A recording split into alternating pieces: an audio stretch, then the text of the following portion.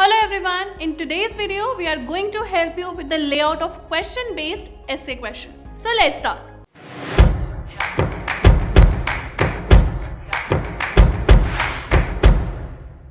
Writing task 2 is the major task in IELTS writing which goes on for 40 minutes. The objective is to write an essay in not less than 250 words on a given topic. The format of the essay along with the number of paragraphs it includes depends on the type of task in the question. Some essay types may require only 4 paragraphs while some may be answered fully in 5 paragraphs. In this video, we are going to understand the layout of question-based essay questions. Here is a sample essay question to guide us. The question reads, nowadays people are not interested in reading books as they used to be. This is the topic. Here the present reading habit of the general public has been compared to that in the past. Now our task is to answer the 2 questions asked below. Why is this so? In other words, the task demands the reasons for this trend where people have reduced or stopped reading books. The second question goes, how can people be encouraged to read more? The task clearly wants us to list some effective solutions to fix the problem. Since we have multiple questions here to answer in this task, this question type is called question-based. Such a question type requires 4 paragraphs to be answered pragmatically. Beginning of course with an intro, followed by 2 body or content paragraphs and culminating with a conclusion. Here is a word count distribution for this task to give you a fair idea. Now let's dig into each paragraph type and understand its internal structuring. The introduction consists of 3 elements. Paraphrase statement, where we just need to rewrite the topic in a new way without distorting its overall meaning. Then we include the question reference statement. So refer to the task when you need to write this statement. It basically answers the question in the task in a sentence. For instance, in this case, the question reference could be, there are many reasons for this negative trend, but fortunately, with the help of some effective measures, people can be motivated to read. Finally, we write the thesis statement to close this paragraph. The thesis statement is nothing more than the outline of the essay. For this particular question, we can write, both aspects are discussed pragmatically in the following paragraphs. This is just an example. You can modify or write the thesis statement as you please. Just make sure it announces the ideas covered in the essay.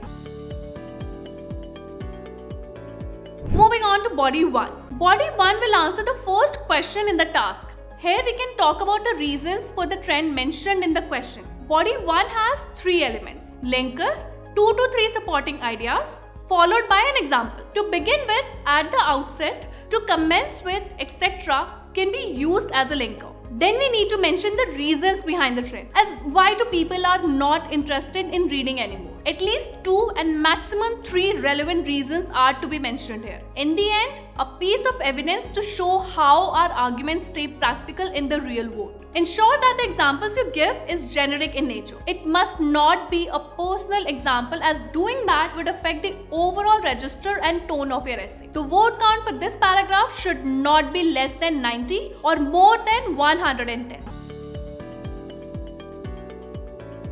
Similarly, body 2 will be structured in the same fashion. It will cater to the demands of the second question in the task, which is, what can be done to solve this problem? So we need to suggest a couple of effective solutions in this paragraph. But before solutions, we need a linker to begin our paragraph. For body 2, the linker could be, fortunately, however, or even a statement such as, with the help of some proper measures and so on. Then a couple of steps or advice which could help people generate interest in reading are to be written. Idea generation and proper planning lays the foundation and decide how relevant the supporting ideas are going to be. Then an example to illustrate the last supporting idea has to be presented. The word count for this body paragraph should also be limited to 110 words only.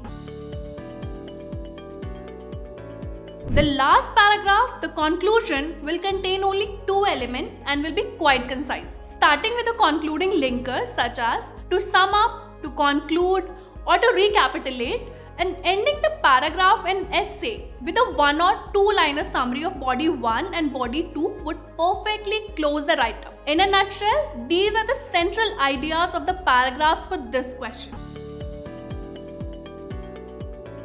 Now, let's analyze another such question to understand the rubrics and format better. Here the question topic is the same, that people these days are not as interested as they used to be, but the task is slightly changed. The first question is same, although ask for the reason for this trend. The second question asks for the effects of such doings. The question goes, what are the consequences of this trend? So now, instead of solutions, effects or repercussions need to be pointed out and explained. Again, only 4 paragraphs for this question as well. The word count distribution is on your screen for your reference. No changes here too. The only thing which will change for this question is body 2's central idea. This time, effects and consequences of the trend will be elucidated in the paragraph. The word count should not exceed 110. Hope you understood the format and will use it for this task type. You could try writing the same question and feel free to share your response in the comments box. We will be back with more such useful content. Thank you for watching.